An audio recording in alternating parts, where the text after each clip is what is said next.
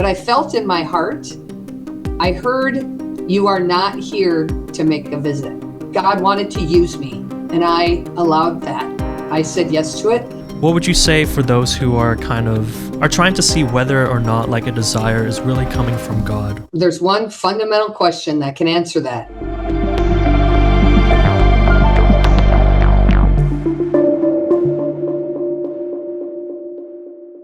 Sister Mary Jo Sobieck, how are you? I'm great. How are you doing, Kino? I'm doing so great. It's such a gift to actually have you on this podcast. I'm especially excited because you are actually the first member of Religious Life to be on this podcast. And so, yeah. I'm just so excited to, hear your words, learn from your wisdom. And, before we get started, I'd love to perhaps hear an introduction of who you are, where you're from, and what you do. Okay, my name is Sister Mary Jo Sobieck. I am from central Minnesota, little town of Sauk Rapids, Minnesota. If anybody knows central Minnesota, it's near St. Cloud. I grew up the youngest of 10. I have 5 older brothers and 4 older sisters. So my wisdom is not my own. I've had a lot of education and learning from my family for sure. My parents are both deceased. I went to college for elementary education and coaching. When I entered the convent in 1993, I went back to school to get my master's degree in systematic theology. So then I was teaching high school religion. Wow. And in that time, I did some mission work in Mexico, took some students, and I discovered a real love for the Spanish language. So the last few years after the pandemic, I went to Tucson and I lived with 2 Dominican sisters of peace who were native Spanish speakers who were bilingual. And I did some study there. And then I lived in San Antonio recently for a year with a group of sisters from Mexico. And that was a fantastic experience. So everything was more of an immersion. Everything was in Spanish. I'm not proficient in a sense of me speaking it, but I certainly am better at writing it, reading it, and all of that. And so since then, I have come back to Springfield to our mother house, and I am my title is the Minister of Vocation Animation, which is part of the social media piece and getting us, out in the marketplace outside of the in the magazine, because that's not where the traffic is anymore with the young people. It's on the media. So to make ourselves visible there with all the other religious communities whom you've probably seen more and more of. So that's what I do now. I do vocation work for the congregation. Awesome. Yeah. Well, thanks for sharing. And I know that, a lot of people might know you because of the perfect pitch that you did in the Chicago White Sox game. I was wondering if you still experience the effects of that kind of spotlight that you received years ago. Yes. Matter of fact, a result of that viral pitch still lingers because the Major League Baseball Topps. I don't know if I have my own collector card, Kino. Wow. There was a baseball card that Topps made of me when I came off the mound and I was pointing at Lucas Giolito, the catcher from the White Sox who actually caught the ball. He was one of the pitchers, but he was the one behind the plate who caught the ball. And so that image of me coming off the plate pointing is in perpetuity now because it's on a baseball card. Right. So people often send me the card wanting my autograph. So that, matter of fact, I did some of that yesterday. I there are moments when it kind of lags, but then during the baseball season every year, it picks up because parents, or collectors, they want that. And then of course that's usually when it really picks up. So. Yes. Incredible. Yes. Well, you already touched a bit about, your role in your community about promoting vocations. But I also wanted to take the time to kind of hear about your own vocation story. I know that every Catholic at some point is going to have to address their own vocation, especially for people like me, maybe even younger as well, where, you know, we haven't said our vows yet. So, and I definitely think that for people like me, it can be useful to hear the vocation stories of others so that we can, I don't know, kind of have a sense of how God has spoken to other people. And so I'd love to hear about your own vacation story and how you decided to, I guess, dedicate your life as a Dominican sister. Mm-hmm. Well, growing up in a large Catholic family, obviously I went to Catholic school my whole life. My parents were very formative in my faith. My father died when I was young. I was 11 years old when he passed. My mom, again, we were very dependent on the providence of God in our family. And so our first recourse for anything that happened was prayer. So, and the ethic in my family was the glass is half full. And you're always, you know, the generosity that you give to your neighbors, that you're helping someone else, you contribute to the common good, all of those things. And so I understood what it meant to be called to give of yourself, okay? Especially as the youngest of 10, because, you know, my life was not my own in a sense of you participated. I was part of a team, right? And so we all really band together in a special way after my dad died. I was 11, my oldest brother would have been 25. So all of that, you know, being said, then as I continued through junior high and high school and became more of a competitive athlete, because I love sports. I mean, that was a God-given gift and talent for me. That sense of community and being with others and working toward a common goal, you know, to go to state, to win state, whatever it was. Then as I went to college, I became an elementary education teacher. I got my coaching degree. And it wasn't until I was living in Duluth, Minnesota, when I met the Dominican sisters from Springfield. Now, I grew up taught by Franciscan sisters and Benedictine sisters. But, you know, God calls when God calls. Yeah. And I can honestly say, though, when I was like in first grade, I did want to be a sister because there were a lot of sisters around, and the mystery of God was nurtured in us as children growing up in our family and in our community. And right across the street from our church and elementary school was the Sisters of the Poor Clares. So, and they had a wall around their property. They're still there. They moved there in 1968. And so when I go home for my home visits now, I usually go to Mass there with my brother to the Poor Clare Monastery. So I had a lot of witnesses around me of what it meant to give your life and to live in a noble way, listening to God and being selfless. I mean, being an athlete and wanting to do something great on the playing field, as I grew up and was in college, it was like, okay, now God was asking that of my spirit. Okay, yes, you are going to do something great. And that desire that you have, Mary Jo, to be an Olympian or do something, you know, on this grand stage, it's really for me. It's not for you.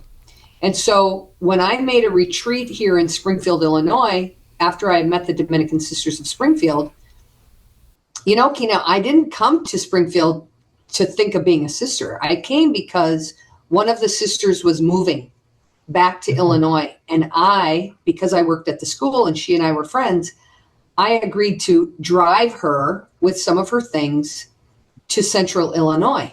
And we were close enough here to the mother house that we made a visit. Now, as I look back, I never thought of this until within the last couple of years. But she probably had all of that kind of figured out in her own mind because there was a retreat going on that weekend. So she probably planned all that because they did say they thought, the sisters there at the school thought I had a vocation. Wow. And so when I moved Sister Anita here to Central Illinois and we came to visit, I participated in the discernment retreat.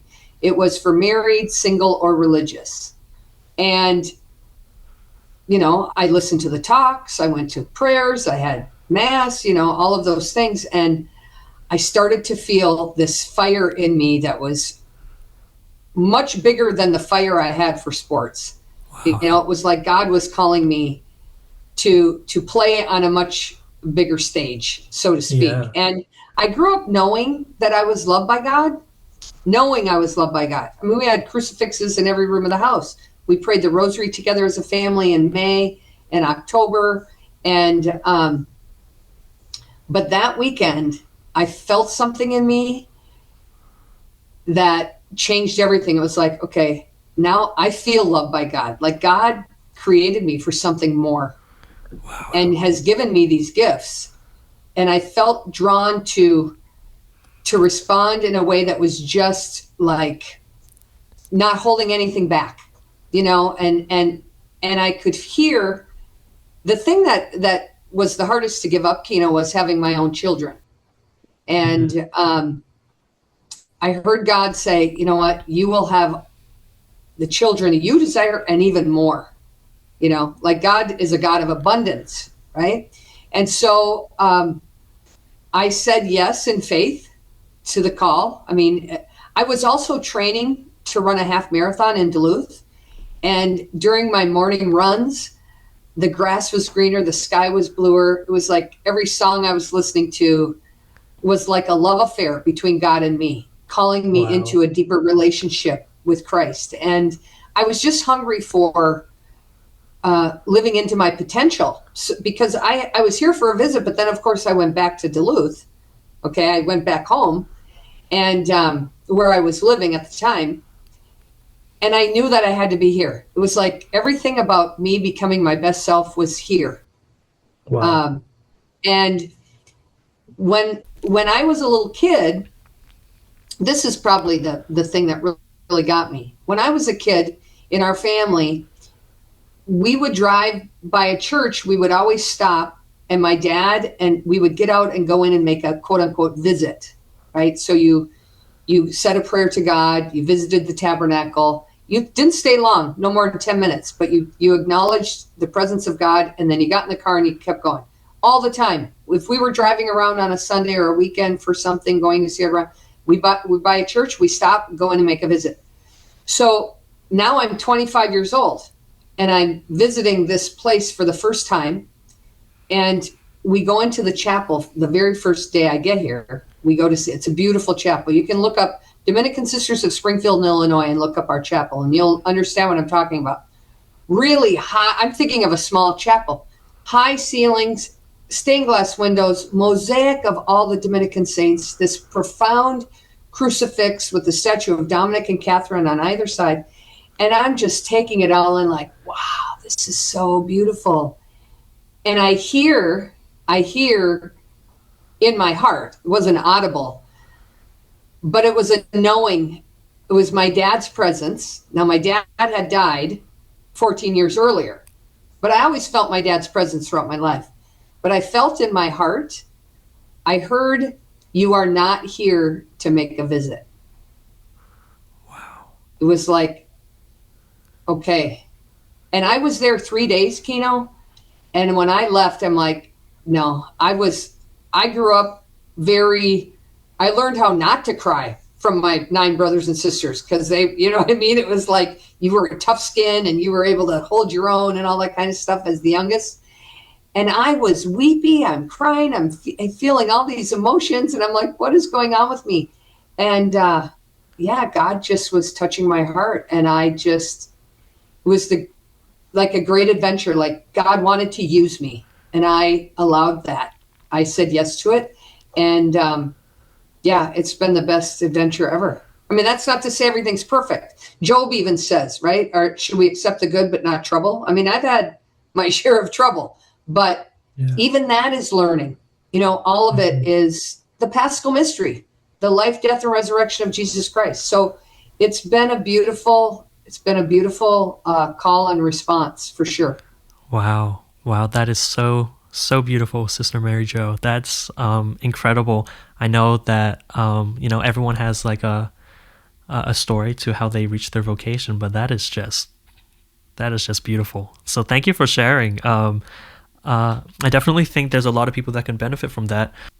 With the fears that you did experience about entering the Dominican Sisters community, what would you say was like your best way of getting over those fears?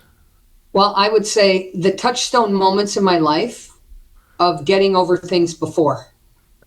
Now, I Yeah. think so often when we approach or are confronted with adversity or a challenge, we forget the grace and the strength that we receive from God in moments before that got us through. Wow. Yeah. And so for me, it was continuing to rely on prayer. And there was a Thomas Merton prayer that was given to me by the Dominican sisters before I left that first weekend I was here. And it's that famous prayer that starts out, Lord, I have no idea where I'm going, nor do I need to know. If those listeners and you yourself, it's the Thomas Merton prayer is what it's called. And it basically, I read that every night. I prayed that every night just to kind of say, okay, what is it you want from me? You know, I had been, the other part too is my parents, my mom was, I think one of the greatest things I learned from her was the encouragement to enter freely into every opportunity that was given to me, recognizing that it was an opportunity to grow in God's will. Mm-hmm. You know, that I had the freedom to become the person God created me to be, whatever that was going to be. That my mom didn't bemoan me not moving home or being away from her, you know, so, and to enter fully into something with trust. And so, and I never, here's the thing, you know, I discerned before I went. You know, a lot of people now, when they come to religious life, they come and they discern while they're in the novitiate or in their postulant. And that's great. But for me, as an athlete and as someone who's been part of a team, like I don't enter into something with thinking I'm going to quit.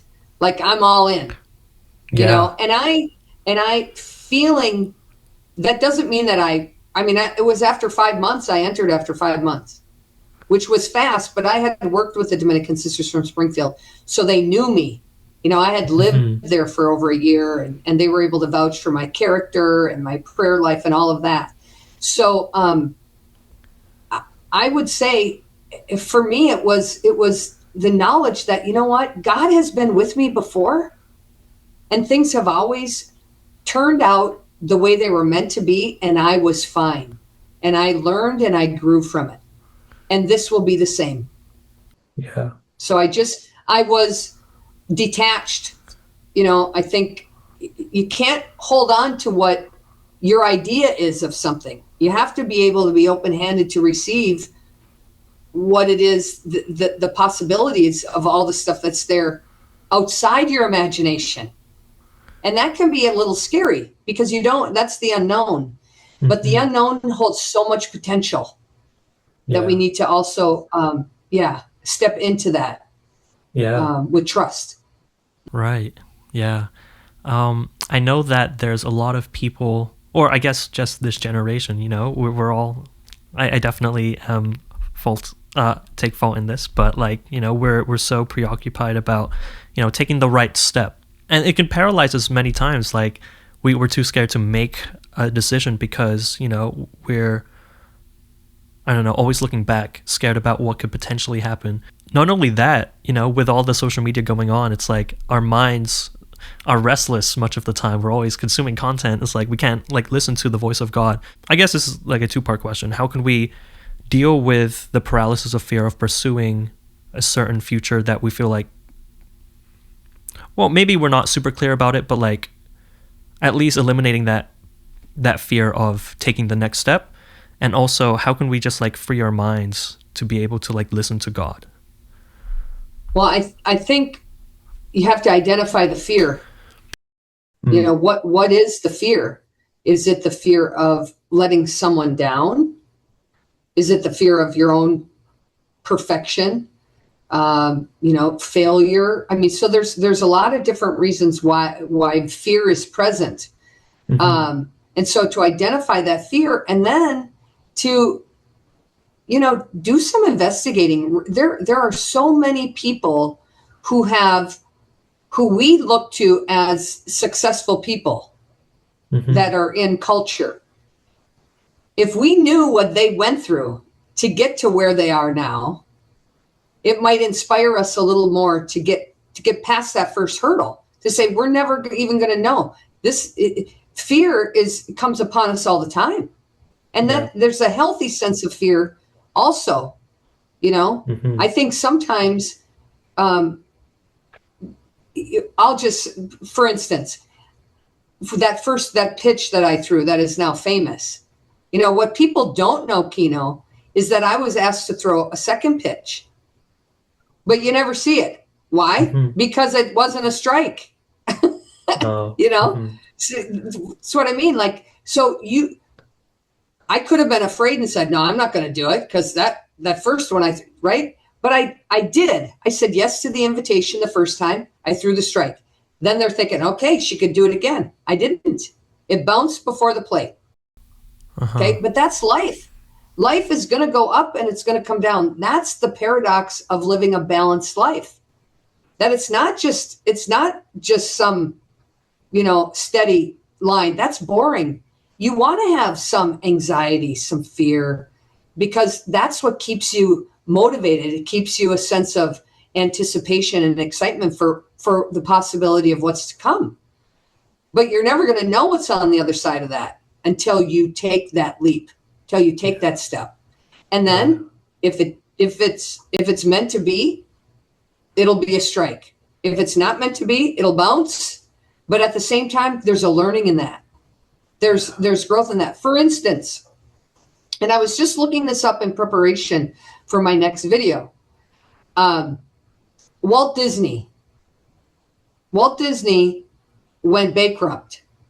Okay, his first, before Disney Studios, it was called Laugh-O-Gram Studios, and he went bankrupt. And when he went bankrupt, he lost the rights to his number one character, and the character was called, what is it? I have it here. Oswald the Lucky Rabbit. Now imagine if we had Oswald. We're kind of glad that failed. Yeah. It was only after that, after his failure and after his bankruptcy, and after all the things that he was doing to try and, become this, what is he known for? His animation, that he came up with Mickey Mouse and then Disney Studios. It's like, so that's what I'm saying. Like, we need to recognize that we're not the only ones who have addressed fear. Like, it's part of life. Yeah. But to your point, to get past the paralyzation, however you say the word, there has to be that time of solitude. Mm-hmm. Solitude in prayer, in quiet, knowing yourself. Because there are times, I think, that we set ourselves up for failure. We don't know ourselves. We have an idea of who we want to be, right? And so the phrase of we bite off more than we can chew kind of thing. Like we want, like I wanted to be an Olympian when I was a kid. I love sports. That was my dream, to be an Olympian, to have all the, to do something great. Well, how would I know that 40 years later, God was saying, yeah, Mary Jo, that desire to do something great athletically, that was real, but not for your glory, for mine. So now, then where was I? On that mound to throw that strike. And what was it for? It was for God's glory. It wasn't about an Olympic dream of mine. So that's the point. Like, we have this vision, and we need to keep dreaming. But if we can align our dream with God's plan and let those things work hand in hand, then there is no, I don't want to say there's no point in being afraid, because that's just human nature. But we have to know ourselves. And that means taking time in prayer, taking time every day just to be in the quiet with yourself, reading scripture, reading spiritual writers, listening to a podcast that is about, self-knowledge and learning, so that you can find, practices that will help you become more centered and focused, not in a nepotism, like a navel gazing kind of way, but a really healthy sense of who am I and who do I want to be and how am I going to get there with the grace and the help of God? Because those are three essential questions for ourselves. And what would you say about, I guess you kind of answered it, but like trying to free our minds from like the busyness in order to like make some time for God? Well, something that I do, this has been a practice of mine for a long time. I mean, I'm 57 years old. You're what, 21? 21, right? Yeah. You're 21 years, you're 21.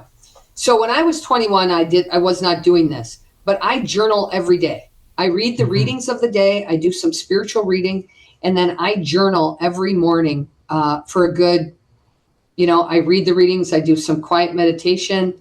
I read reflections, and then I spend some time in quiet and think, okay, God, what's your message for me in all of this today?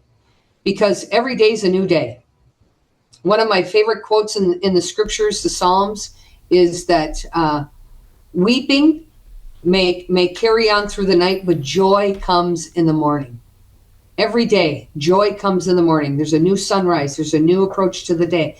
So what is it that God wants me to hear and learn and kind of step into my day with in his company and take with me? So I would say, to deal with some of that anxiety, quiet, find a place where it's a soft place for you to land, where there is no external demands on your life, because that's where a lot of the pressure comes from too. People wanting things from you. So you have to be intentional about marking out a place and a time for yourself, because for you to grow into that, you have to respect yourself enough to make that time for you. You're worth it.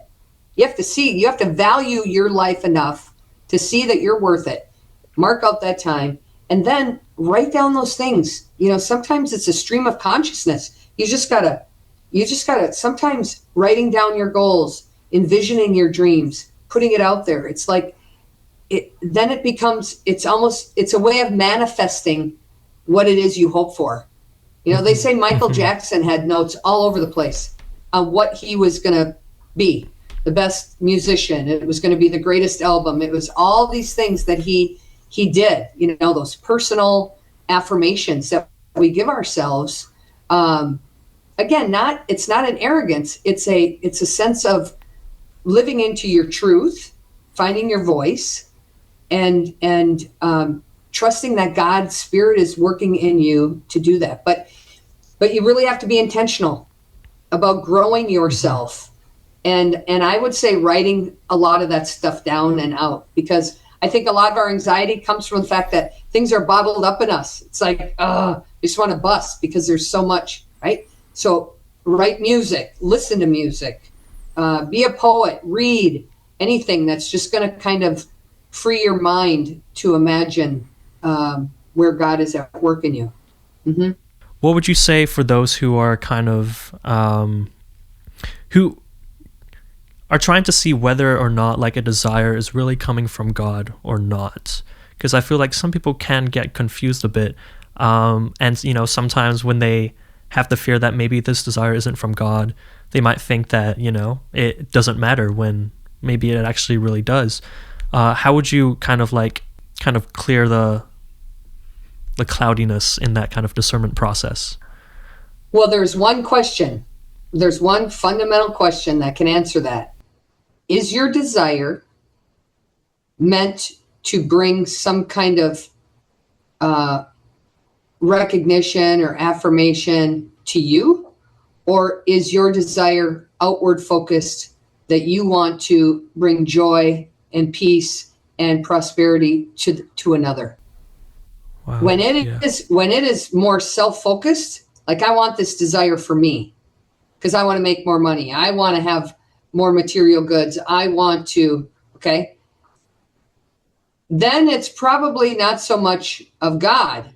If it is intended for others, like I want to make a lot of money, I want to be successful because I want to share it with those, right?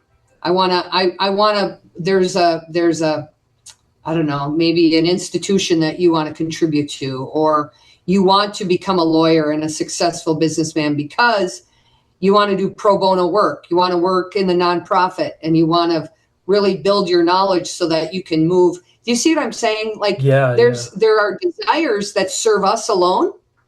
And then there are desires that help us grow. But the ultimate reason for doing that is so that we can then give back. So there has to be this giving, this receiving from God, but then giving. So I had the image in my head, and I don't know if, because you're young, if you would know this image, but have you ever seen a water wheel? Like, yes, I think in so. some of these, okay, like on these old cabins from like the 1800s or whatever, they would have those water wheels, right? Well, that was its source of power. That water wheel would pick up that water and it would bring it around and then it would push it back out. It receives it, but then it gives it. And it's in constant motion of just kind of recycling back. So what it receives is intended to be given. And then it just keeps going at this pace, this natural pace. And that's where the energy and the power comes from whatever's it's needed for, wherever it is for the building that it's attached to. So for me, that image for my life, so it never picks up like even things can get hectic, right? And I can be like, okay, I got to make this video, or I have to do this, or now the community wants me to, my family visit, like all these things that kind of converge. If I can keep that image of just receiving and handing over, receiving, then there's a rhythm to my life that allows for a peace to flow, right? Yeah. So it's finding those kinds of images or things that work for the individual, because essentially whatever comes from God is going to be meant for you to share with another. Because our life is not our own, right? We're not going into eternity by ourselves. We're going to bring people with us, right? Just as the loved ones who have gone before you and me, they're bringing us with them. Their witness, their testimony, their life has been an example for us to hand over as well. Essentially it's modeling that of Christ. I mean, that's, as Christians, that's what we're called to do. And so it isn't our own. Now, when you're a teenager and you hear, I remember confirmation class and they saying your life is not your own. And we're like, what? My life is my own. It's like, well, no, on a greater spiritual sense, it's not. Mm-hmm. It's meant to be handed over. So your desires can dictate or can indicate that to you. Where is your mind and heart, and your will is not for you. It's always for a greater good, for the common good. I'd love to also kind of learn a bit more about your time as part of the community of the Dominicans. And because I know that, even after you say your vows, God is always going to be revealing things about yourself. Would you say that being a Dominican sister has revealed more about who you are throughout your time as a Dominican sister? Absolutely. We have to refer to what you were talking about earlier about your desires and your, kind of your idea of who you want to be. And part of this is that it's not just being a Dominican sister, but as you mature through life, in my 20s, in my 30s, in my 40s, now I'm at the end of my 50s, going to be in my 60s in a few years, that growth, if you're a person that remains open to God's presence in your life, no matter your vocation, whether you're single, married, or a religious priest or sister, okay, that you are naturally going to be drawn to want to grow. Mm-hmm. It is a matter of practicing the art of kind of what we talked about earlier, living from the inside out. So what I mean by that is when you grow to know yourself, okay, and you learn from the experiences around you, you learn from the relationships that you've built that either continue or maybe haven't continued, right? So even failed relationships are part of our growing. Everything's part of our growth. So when you come to know yourself, you don't allow what is outside of you to determine you. Mm-hmm. You determine it. So, for instance, in community life, because I live with a lot of different women at different stages of life, and I've worked at different schools, and I've had different superiors, different people, principals. So you really have to have an adaptability, okay, with other people. Mm-hmm. And you have to learn how to deal with different personalities, okay? And so there's a need to find your kind of a grounding in yourself of knowing who you are. Otherwise, it's really easy to allow the things outside of you, the strong personalities, the experience that all of those things to intimidate you and to pressure you. And it would be easy to kind of fall victim to, well, just not everybody's going to like you. You don't get along with everybody. You live in community life, but how do you respect one another, work together with each other, and move together toward creating the world a better place? Because essentially I'm a member of this team, the Dominican Sisters of Springfield. And what is our ultimate goal? Well, we want to bring life to the world. We want to bring the good news. Well, on any team, you have good team members and you have team members that you don't necessarily work with that well. Okay, that's just human nature. And so I've had to learn what do I need to do when I'm with this kind of personality type, or when I'm in this kind of situation. How do I assert myself or my voice? Especially being one of the younger members in the community, Kino. Okay, there's many sisters. Well, 33 years ago when I entered, I was 25. I didn't assert myself at community meetings because there were so many. We had over 300 members. What did I know, right? But now over these years and my experience and my relationships with people, I've been encouraged. I've learned that I had gifts that I didn't know I had, right? Because that's one thing in community life, that people see things in you that you don't see in yourself. And so if they believe in you and trust you and give you this responsibility and you do it, you think, wow, I didn't know that I wouldn't have seen that gift or talent in me. But now that's something new. That's another thing that I have in my favor with regards to working for the good of God's kingdom. You know what I mean? So there is a vast array of things I've learned about myself, and they haven't all come out of good experiences. Some of them have been very painful. Okay. But I've learned then not only about myself, but about other people. And so life is about navigating it with God's grace. I'm the type of person that I don't like to hold any resentments. I choose to want to be noble and take the high road. I've listened to a good amount of, Catholic Christian clinical psychology things on podcasts and read books and all these things over my 33 years of religious life, where forgiveness isn't about the other person. It's about me, right? It's not whether or not they did something right or wrong or hurt me. I need to free myself from it. Mm-hmm. Right. So it's learning that stuff it's not selfish to take care of who you are and your body, mind, and spirit. Like, you can't give what you don't have.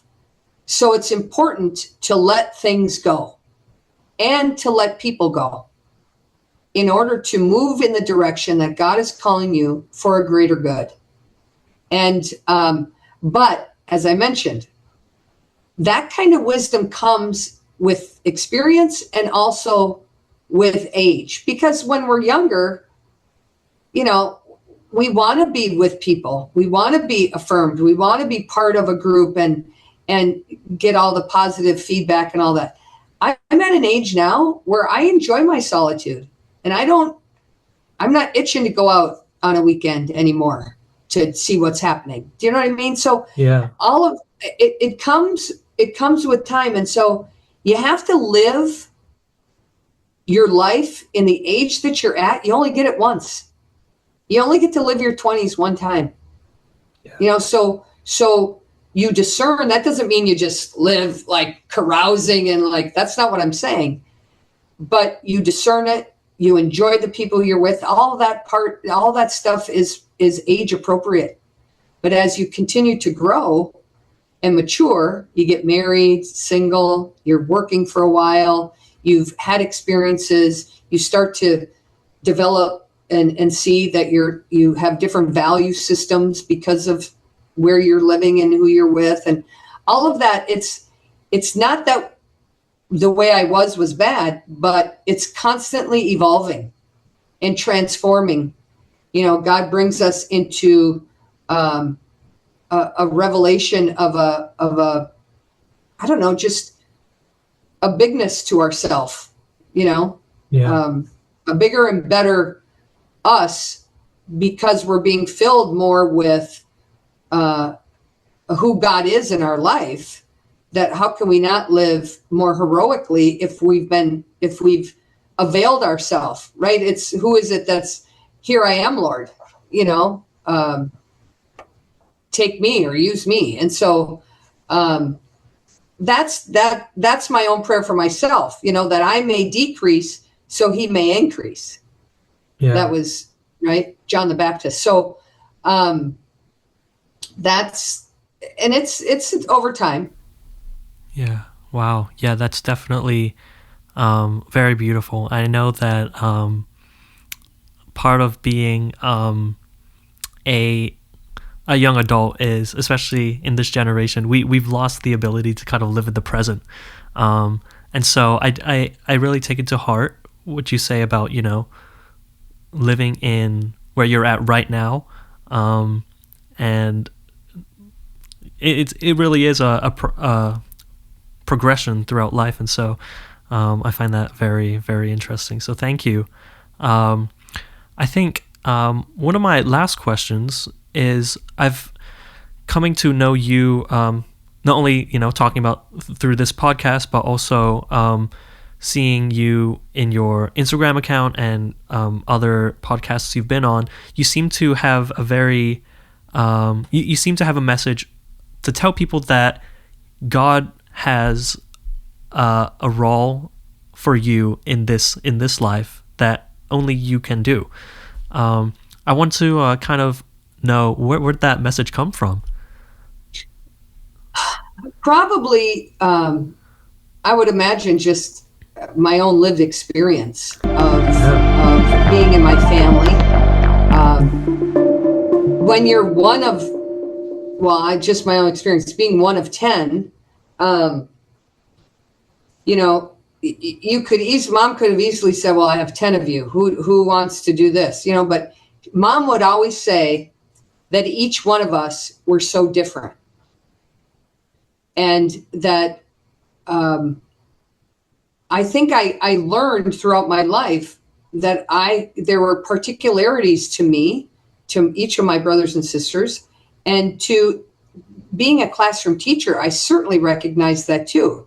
I taught long enough to teach brothers and sisters in the same family. And I saw how that was true. That just because you're a brother or sister doesn't mean that you're like him or like her. Certainly there are certain attributes that might be true, but essentially the mind and the heart that God has shaped for each individual, and we know the mystery of God, that God is just so creative, and there's just something that is unique about each individual that was created in the image and likeness of God, that without it, there's something missing. There is just something missing in the world when a person isn't there anymore, And so there is a particular thing that each of us are called to do, and it may take a lifetime for us to discover what that is. Because even though, I was called and I threw that pitch on August 18th, 2018, was that my purpose? Well, for that moment. But then how did I live all of what happened afterwards in a way that was humble and gave glory to God? That was part of its purpose. It wasn't about me. It was about shedding light on something bigger than myself. Okay. So then after all that dies down, do I think, now, I'm not getting attention anymore. Now I guess my life is not, no. So what's the next thing? What am I being called to? So there's always, sometimes it's in the finest, littlest things that we can find that, wow, that meant so much to this individual. And I learned so much from it. It doesn't have to be a big throwing a first strike that makes a global impact, right, around the world. It can be the smallest things. And it was Mother Teresa who said that. We do extraordinary things. We do, extraordinary things with great love, right? We can do, it doesn't have to be, these giant things. They're just some of the smallest, most meaningful things, but we do it with great love and it makes a great impact. Yeah. Wow. Mm-hmm. Wow, sister, this was such a great discussion. I don't know, we loved hearing your story about your vocation and your wisdom about how we can come to know God and see God in our own lives, and hearing your own message from you about how we can live our vocation. I was wondering if you have some kind of pitch for, the Dominican sisters, because I know that you have the role of encouraging people in their vocation. So I was wondering if you just had a pitch for. Well, I would say that if there are young women or even priests, I'm just going to say that if you feel called to religious life, take it seriously, because that is a unique call. Everyone can get married. I mean, I think the call to married life is pretty normal. Yeah. Right? It's pretty general. More and more, I think, single life, just because, with all the expectations and things going on in the world. But religious life, to hand yourself over to God's will and to a community or even a diocese, to entrust yourself to a team of people who love you, who care about you in service, that's a unique call. And I would encourage you, because you don't lose. I mean, we often say we hand it over. We have a vow of poverty, chastity, and obedience. But we gain so much more, so much richness from a prayer life, from the community life, from the sisters and the brothers and the priests and the church itself, and the opportunities that we're given to grow at our deepest, the core of who we are, that you don't lay aside. Well, Jesus says, if you don't put mother or father aside and love me most. Well, part of that is because when you love God more, you receive the things that you're meant to receive. and you grow more fully into the gift of the person that you were created to be. Because this life, as a married person or a single person, and I'm not saying those aren't good calls, because all my brothers and sisters are married, some are single, but there are demands put on them in a different way that are for us. Mm-hmm. You know, there's a growing into our giftedness that is meant for the church. And so there would be no, I don't want to say there's no obstacles, but married life and motherhood, and I'm just saying motherhood because I'm a woman, it's demanding. It's demanding. And sometimes the dreams, some things have to be set aside for, the children or the house or your husband or whatever. And you do that with love. You should do that with love too. And many families do that with love. And in our spiritual motherhood and spiritual, fatherhood with priests, we want to grow more fully into our giftedness and our dreams so that we have more to offer. Yeah. As a witness of Christ, because we may be the only example of Jesus that someone sees. So we don't want there to be anything holding us back. Even if it is for love, we're going to do it wholeheartedly and fully and spend ourselves completely, for it. Yeah. So, yeah. But that requires being detached. I've lived in Aurora, Illinois, Duluth, Minnesota, Chicago Heights, Illinois. I've lived in Tucson, and in every one of those places, I've had wonderful experiences, grew close to families and friends.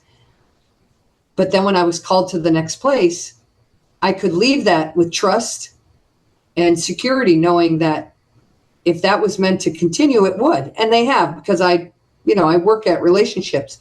But we can move on to the next place that's going to fill us, to give ourselves fully again for God's glory. That's the freedom that comes with the religious life. That I think some people think it's so, no, you can't do this, you can't do that, you can't. That is the opposite truth. The reality is we are free to do so much more because of our vows. They don't limit us. They actually free us to become and grow into who God has created us to be, that's what makes it such an adventure. That's why when I felt the call, I'm like, yeah, it's this frontier. And I'll tell you this, there's a song by Stephen Curtis Chapman called The Great Adventure. It came out in the early 1990s. I entered in 1993. I think the song came out in 1992. Look it up. That's my theme song, The Great Adventure. And my life continues to reflect that. How would I have ever known I'd be doing a podcast, right? with you, or Throw the Pitch, and all those children that I wanted to have.